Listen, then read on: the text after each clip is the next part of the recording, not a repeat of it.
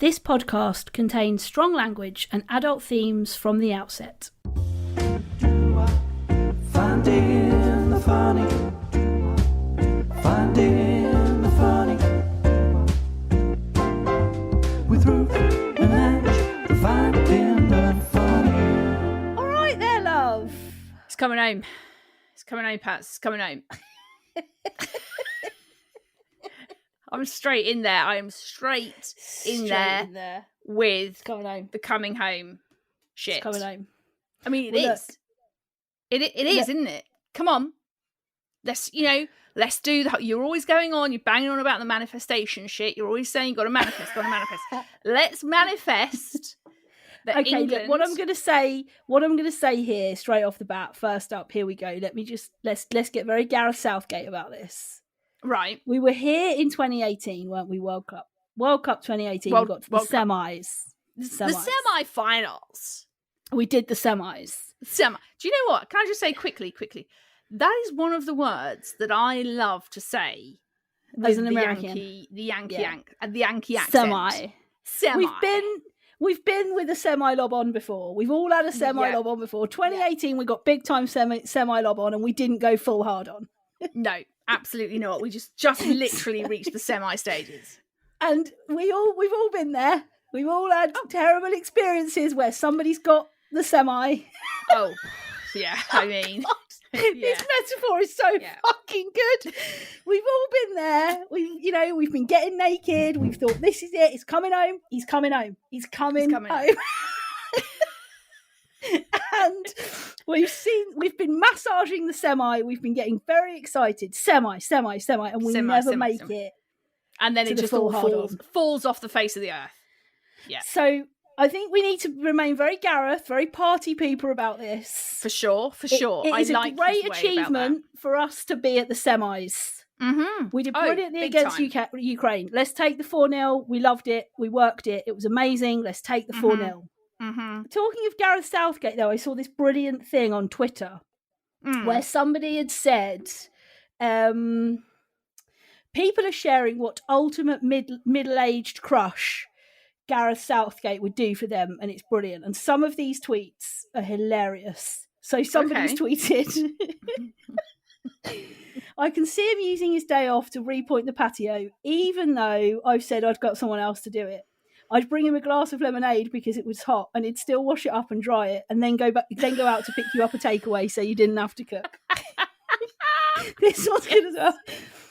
Strapping the Christmas tree to the roof rack of the car, a sensible Ford Focus, giving the bungee cords a tug and saying, that's not going anywhere.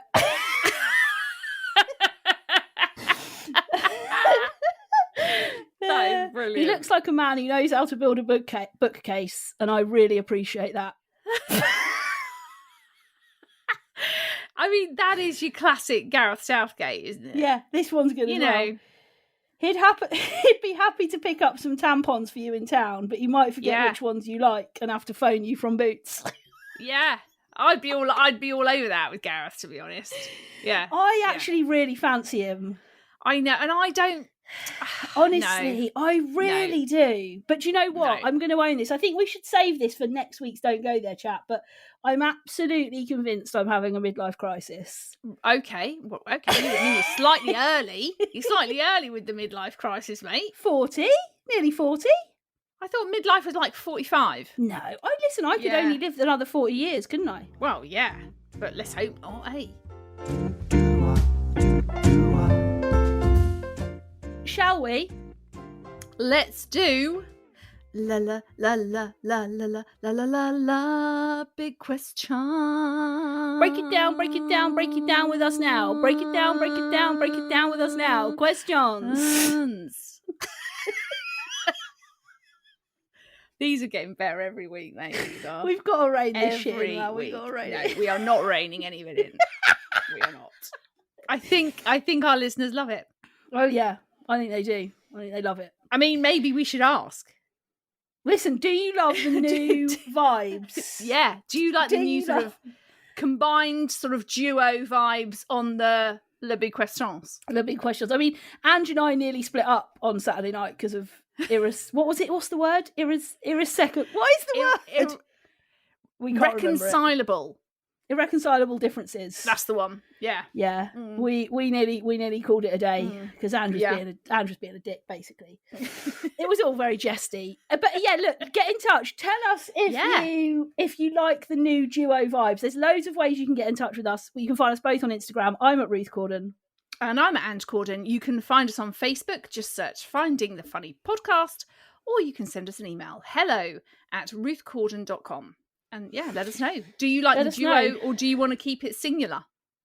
Let us know. If anyone says singular, I'm going to fucking lose my shit. Say singular. Anyway, we had a question in from Sarah on the gram. Now, this is a fantastic question. Good one. Yeah. Would you rather have your camera roll leaked or your text conversations leaked? And that was from Sarah on the gram. And Camera roll. I ain't got shit on my camera roll. Have you I not? got shit on my text. What have you got on your text that you don't want people to hear? Just sorry. Is it? Have you got sexting on there, or is it slagging people off? Oh, it's a bit of everything, to be honest. Bit of everything. It's all a bit fruity. Yeah. Bit of sexting. No, I haven't got any sexting. I mean, who can be asked with sexting? Who can be asked with all that shit of like... Oh, yeah. Yeah. Although you did say on a podcast a couple of weeks ago, you're massively into erotic literature. I mean, it was more than a couple of weeks. It was probably a couple of... Yeah, it was probably... months, I'd say. Yeah, but you did tell us that you... Yeah, I do like the literature. So why not sexting then? It's just a bit of effort, isn't it? It's just... If I've got a book... or a mag that I can just, flick open. A mag? Yes. A mag? Oh my God! Oh my God! Oh my God! Did you just say a book or a mag? Angie's buying pornos. La la la. I didn't mean a mag like that. No, that is it. The title of this episode is going to be Ange buys pornos. Pass it on. I meant like a normal magazine, but sometimes they have a little sort of, little story in there or something. Oh my God, what are you talking? Are you talking about you're getting yourself off to Moore's position of the week? No! And also, I wouldn't be buying more. Bloody hell, that's for 16-year-olds. So what are you buying? Share with us, what are you buying? I honestly don't think I remember the last time I bought a mag. I haven't bought Debbie a mag. Does Dallas magazine. It was just a way of saying that, book or magazine or whatever it is, if it's just there, but I can't be asked with actually sexting shit. What, like when you come through the front door, I'm upstairs. Yes, I'm upstairs, I've got nothing on, come and, I can't be asked with that shit. Do you know what song I listened to? I had my phone on shuffle, listening to some music when I was in the office. I love a shuffle. Yeah. I love a shuffle. And do you know what came on? Which I've never really listened intently to the lyrics before. Obviously the chorus, but it was 50 Cent Candy Shop. Now obviously the chorus is very explicit, I'll let you lick the lollipop, all that stuff. Yeah. But have you actually listened to the verses? Oh, I don't know. Probably at some point. Because there's one bit where he says, "Girl, I'm trying to explain. I'm melting your mouth, not in your hand." And then he does a little laugh after it. There's another bit in it where he says, "As soon as I come through the door, she's playing with my zipper. It's a race to see who can get undressed quicker." Yeah, I mean, that's what you get with Fiddy. That is what you get with Fiddy. I mean... Fiddy. Everybody this week... Everybody that's listening, go and properly listen to the lyrics of 50 Cent Candy Shop. Yeah. If only you could get 50 Cent's lyrics written down in a book. Exactly. You'd be absolutely fine for weeks. I mean, Fiddy, this is an area Fiddy needs to go into. Oh, yeah, writing erotic literature. Yeah. Oh, my God, he would actually be brilliant at that, wouldn't he? Yeah, he would, yeah.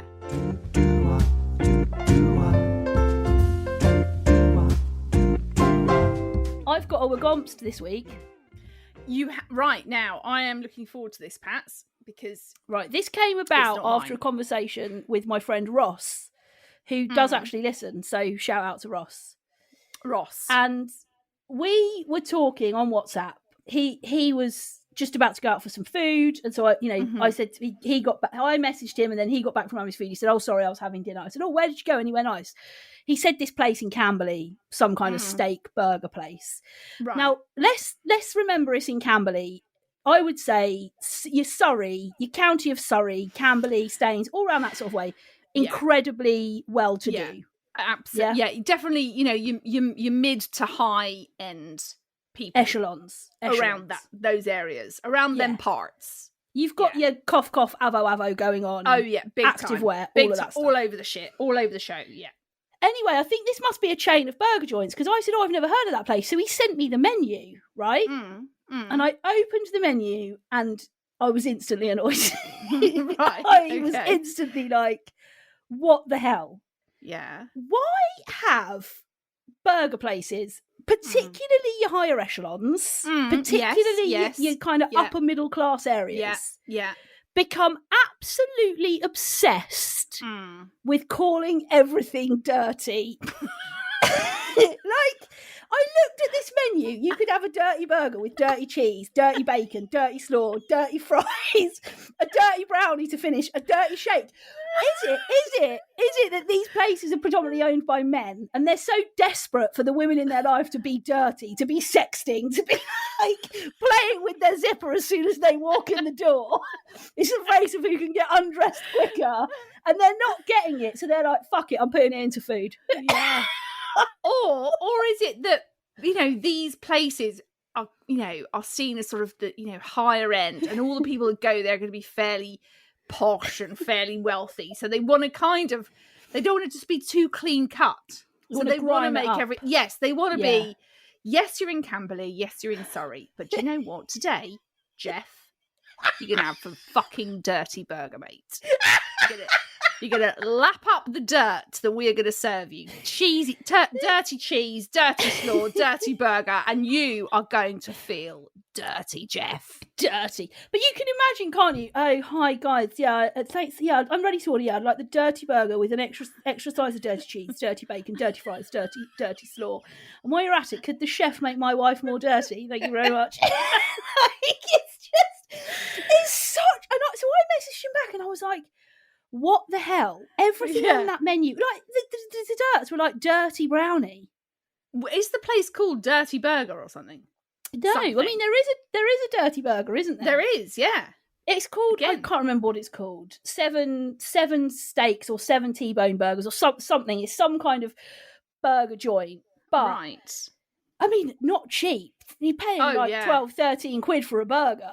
Well, I think I think because you've got dirty there, they can charge you double the price. Yeah. Because you're thinking, great, I'm getting something really, really high end dirt here. Yeah. And I don't mind paying 16 quid for a burger. And then have to buy my dirty fries separately and my dirty slaw and a dirty shake. Like, I just, it's starting to really annoy me now. I just don't get it. I don't understand why we've had to become absolutely obsessed. Yeah. With dirty shit. With making food dirty, especially burger joints. Yeah. I'm with you, mate. I'm absolutely with you. It's annoying, isn't it?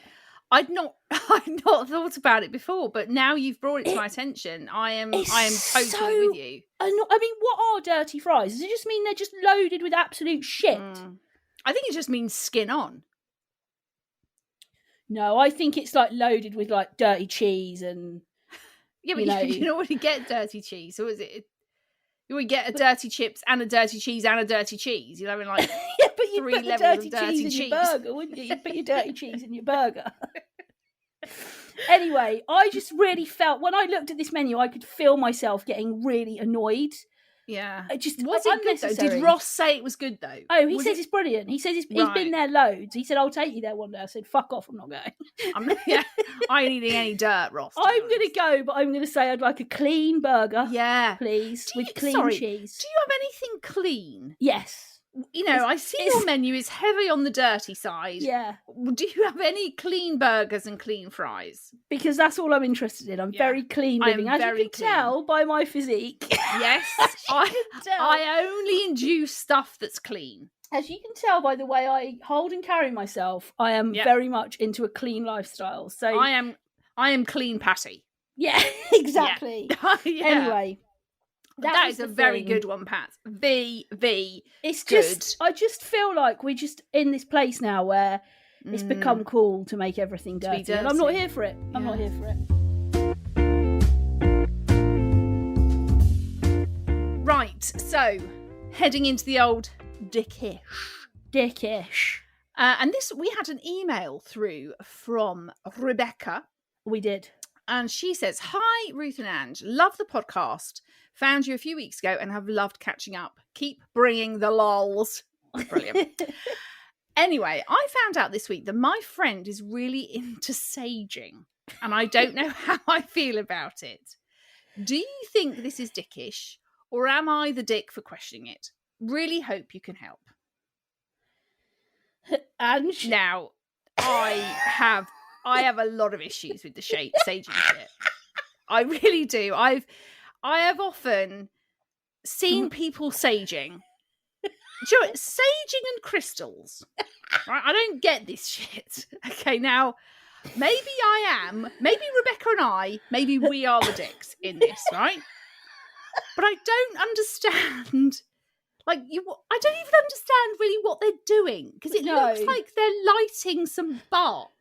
Like lighting some bark and then wafting it around the house, taking it to the corners of the room. I just don't get it. Is it? What is it doing? Isn't it like something about cleaning your chakra or something? Cleaning out your chakra. Isn't it about opening up and cleaning your chakras? Gareth Southgate can open up my chakra. Way! That's what she said. Boom. I actually think that's what she said jokes are my favourite. I will try and crowbar. Yeah, that's what she said joking wherever I can. I mean, they get quite annoying after a while, but I know they do. Fine. But I like them. Yeah. Anyway, saging. What I think it's about cleansing your chakras, isn't it? It's got to be something to do with your chakras. What even is your chakra? Isn't that like your aura or something? Is it? Yeah, isn't it like the space around you? Isn't your or is your chakra something rude? Is opening up your chakra something a whole other ball game? Is that something that would be sort of on the dirty menu? Yeah, or is that? Joe's actually asked in the chat, what is saging? Yeah, exactly, Joe. What the fuck is it? It's basically it's burning dried sage, isn't it? I think. Well, yeah, and people use it to sort of cleanse their space. It is definitely rooms. To do with like your aura and your chakras, and your like, your presences and your beings, and it's about sort of cleansing the physical space that you're in. Look, don't get me wrong. I too think it's. I don't know if I can say this, bollocks. So I've just said it. There we go. I've just said it. I think it's bollocks. I just don't. Yeah, and maybe we don't know. Maybe we're going to have to do a bit of research. Maybe I will do some research. Let's ask our listeners. Look, if you sage, if you are a big sager, please, in all seriousness, Rebecca, maybe ask your friends to get in touch. I don't know. Yeah. But if you are a big sager, or you've done it historically, or you know about chakras, if you could get in touch with us, I really want to know a bit more about this. Yeah. So there's loads of ways you can get in touch. We're both on Instagram. I'm at Ruth Corden. And I'm at Ange Corden. You can find us on Facebook. Just search Finding the Funny Podcast. Or you can send us an email, hello@ruthcorden.com. What about crystals? Because you mentioned crystals. Yeah. Well, that's another thing. Again, I see lots of people, mainly on the gram. Yeah. Which is why I sometimes doubt it. Because I'm like, is this just a bit of a phase? Yeah. People go, I've got these crystals and they're going to help my my sort of well-being and my future and my career, and I'm going to put the crystals in my bra. I'm going to put the crystals down my pants.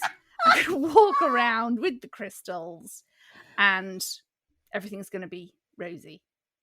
I don't know. Sometimes people have they lay them out, don't they? They have like a specific sideboard just for crystals, and they have them all laid out. And this is my crystal for my pets, and this is my crystal for the left side of my body, and this is the crystal for the right side of my body. As you can see, they're paired left and right. This is the crystal for my mum's dead dog's brother. Donkey. This is the crystal for when my best friend of 18 years ago, her cat died. This is the crystal I keep to keep their memory alive.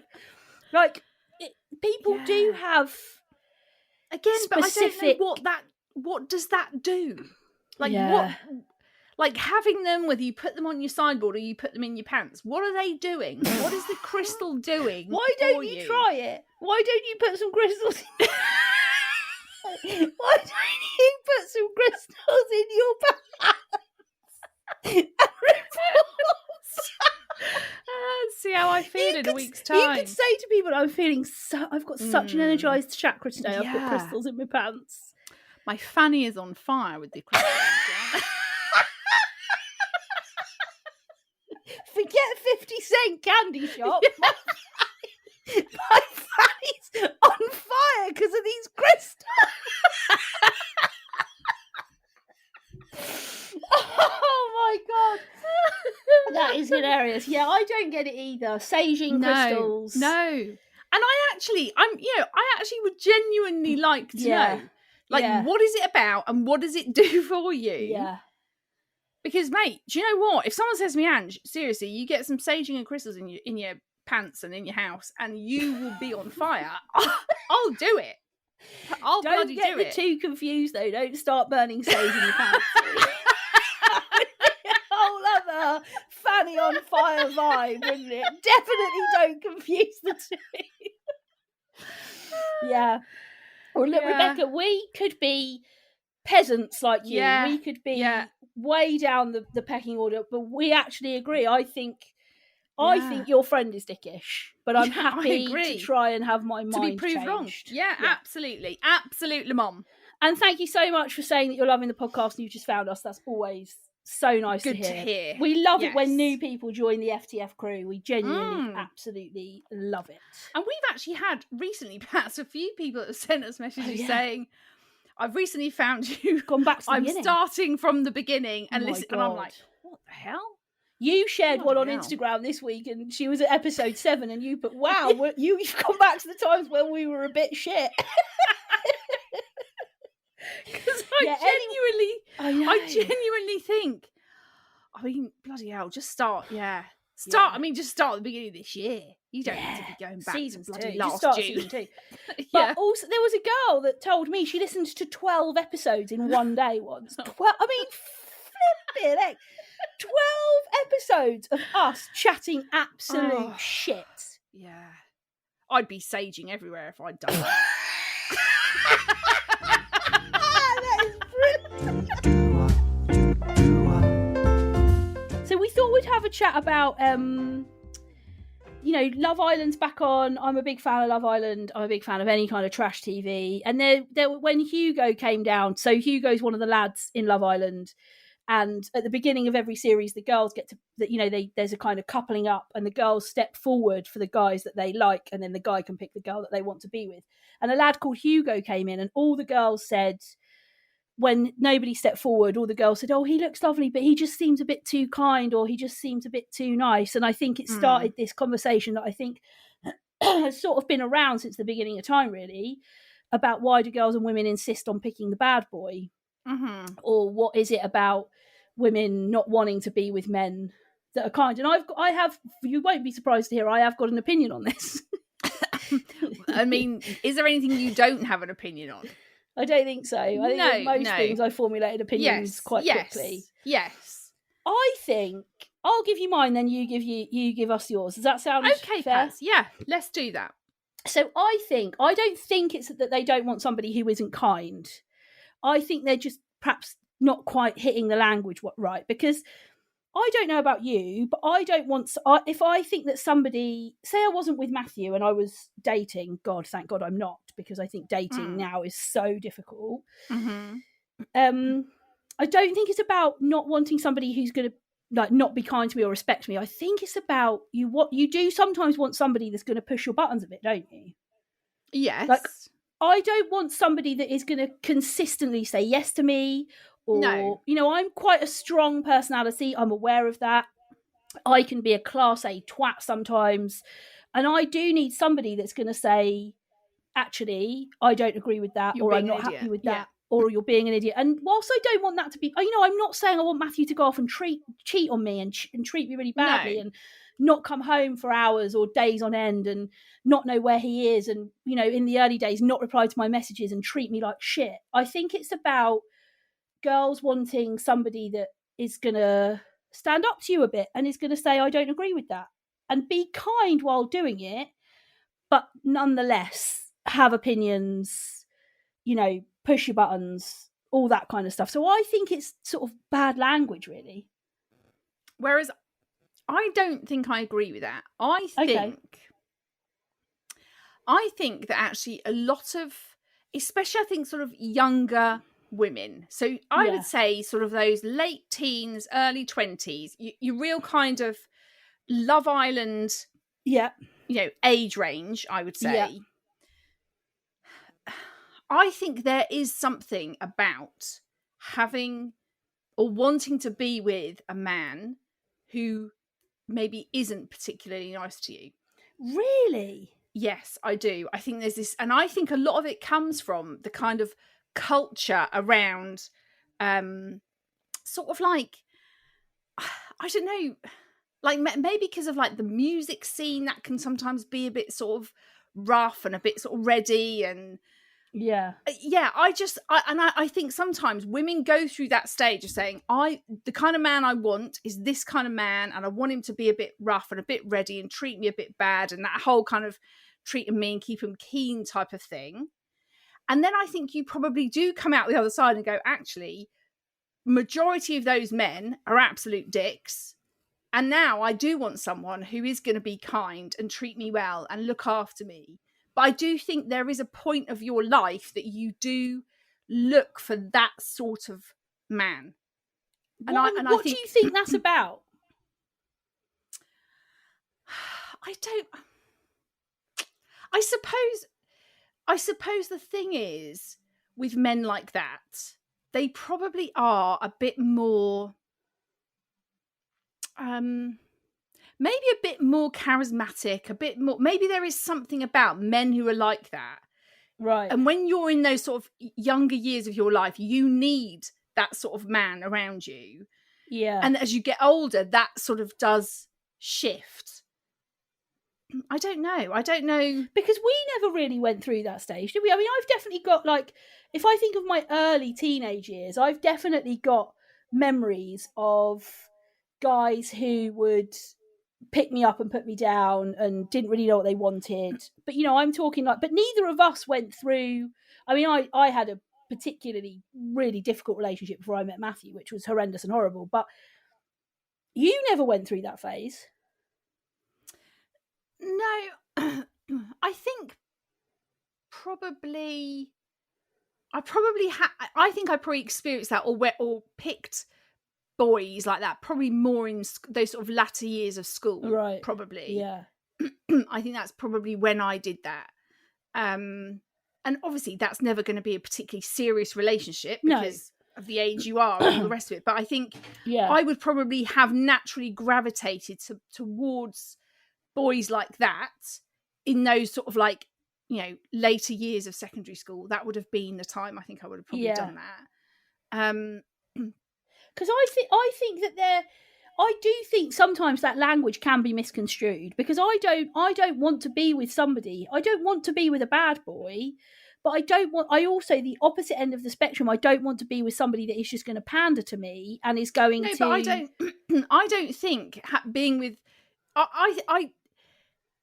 it's really interesting actually, because Joel and I had a bit of a conversation, not necessarily about this, but it was about some other things. But he actually said to me, and it kind of got a little bit heated, but he actually said to me, the thing is, Mum, I'm just too nice. And I sort of said, but that's not a bad thing, Joel. And I think sometimes, because men think that that's how women want them to be, so then they are like that.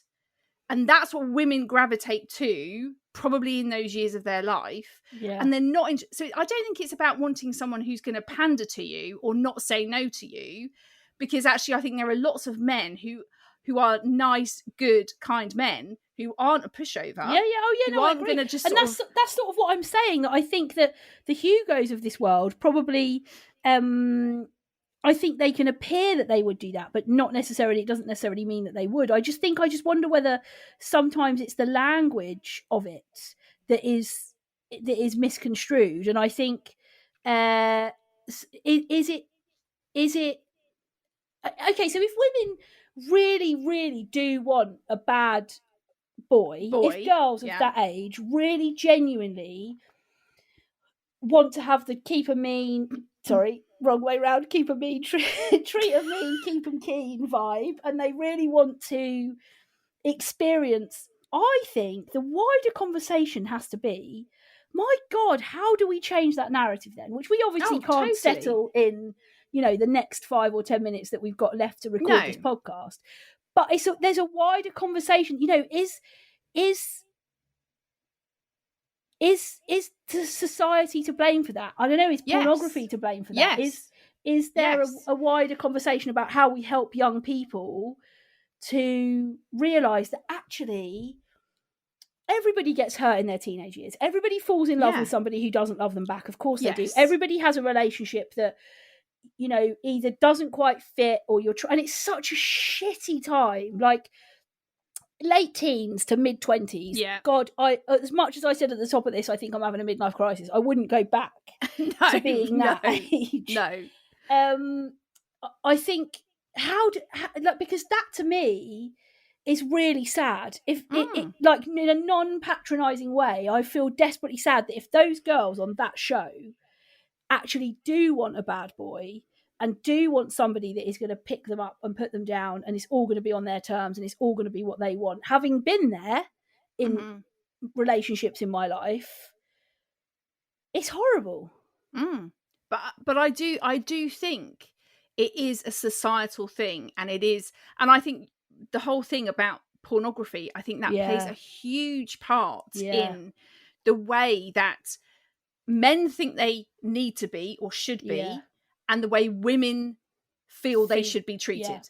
And I do think that's a big issue. You're right. The music scene, I don't know whether it will make it in, but talking about 50 Cent and those lyrics, I mean, exactly that. I think the way that it's the glamorized. Music, and men are this kind of alpha male, and they can kind of do what they want, treat you how they want, talk to you how they want, and women are these kind of submissive.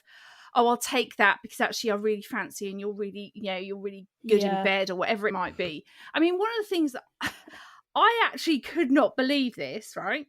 When we were watching Love Island, it was actually the first episode where they kind of start introducing themselves and they do a bit to camera talking about themselves. And one of the girls said, I want a man who will rail me. Right? Now, I'm sat on the sofa with Nella, right? Yeah. She's going to be 15 this month. Yeah. I was like, what? She starts kind of laughing.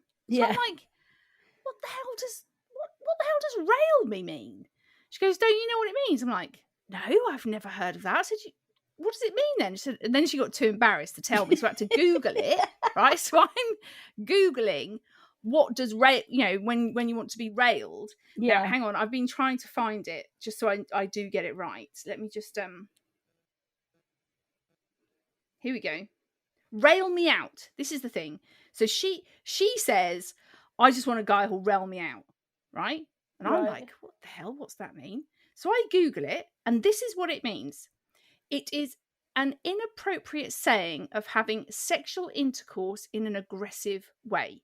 So basically, somebody asking that person to have sex with them very aggressively. That's what it's called. Now, I'm Googling it going, what? I mean, first of all, how the hell do you know what this means? Oh, yeah, well, she'll know that, won't she? Yeah. Well, yeah, and it gets, obviously they chat about it in school and, all the rest of it. But secondly, that kind of feeds into this narrative around how women think they should want to be. And I know that we've sort of joked about this, but honestly, in all honesty, that is the patriarchy, isn't it? That is that is men thinking for too long they've got the upper hand. You know, I remember when Christina Aguilera released her song, which was Can't Hold Us Down, and it was all about how, and it was with Little Kim, and it was all about how women, you know, if they have 3 men in one night, they're seen as a whore, but if a guy does it, it's like, oh my It's God, like, you're held as a what king. a stud. Yeah, and like this whole thing of like women, and that song, I mean, that song's got to be 20 years old. Yeah.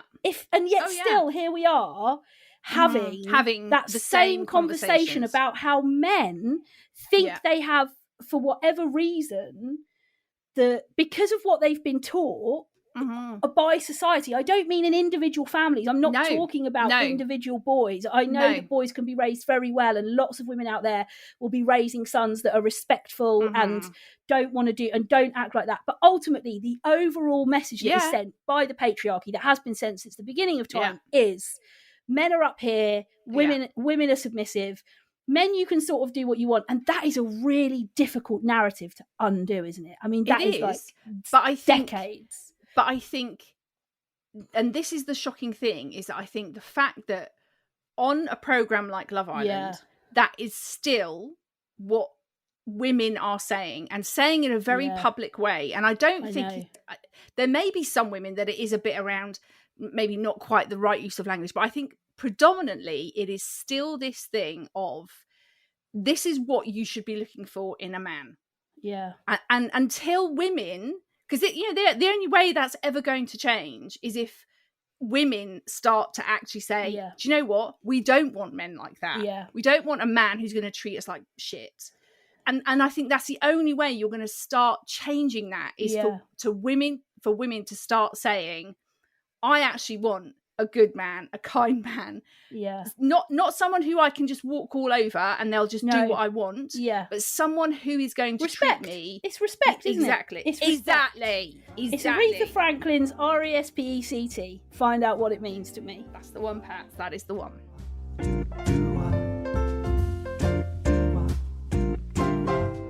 Anyway, look, here we are. Can't believe it. End of episode 26. Already done. In the bag. Finished. Finito. Final. Bam. Saging. Bam. Don't. Remember, there's loads of ways you can get in touch with us. You can find us both on Instagram. I'm at Ruth Gordon. And I'm at Ange Gordon. You can find us on Facebook. Just search Finding the Funny Podcast. Or you can send us an email. hello@ruthgordon.com. But you've guessed it, Ange and I will be back here next week helping you to find more of the funny.